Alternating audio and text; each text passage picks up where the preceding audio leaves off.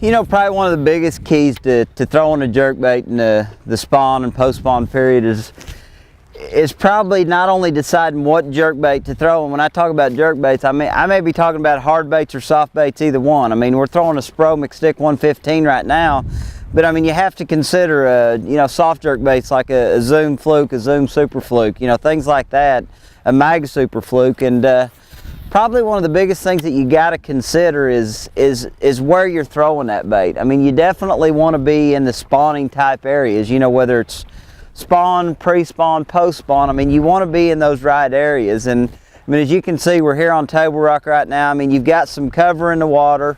We're just off the main lake, back in a creek, and we're going to concentrate on the pockets, you know, just inside the points, back through the pockets.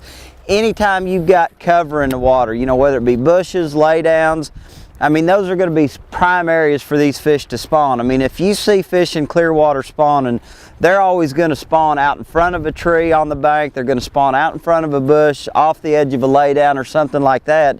So you want to put yourself in the right places to catch fish on a jerkbait this time of the year.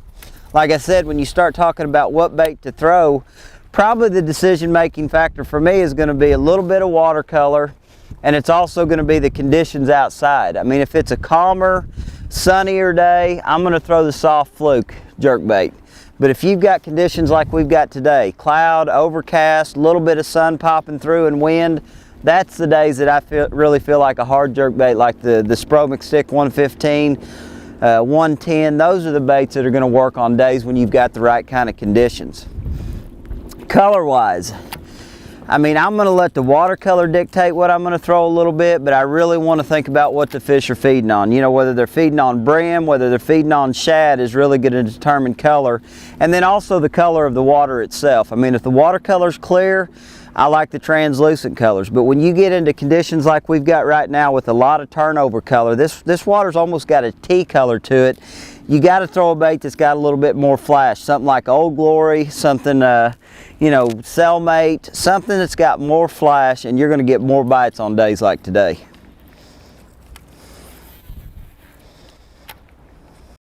There's a look, feel, and legacy with no equal. Packed with features, it's your license to lead. Experience the legendary performance of the Ranger Z500 and Z100 series. Combined with the power and accelerated performance of Mercury outboards, these designs are built to excel. The Ranger Z500 and 100 series. One goal, one standard, one passion. Perfection. Mercury outboards, #1 on the water.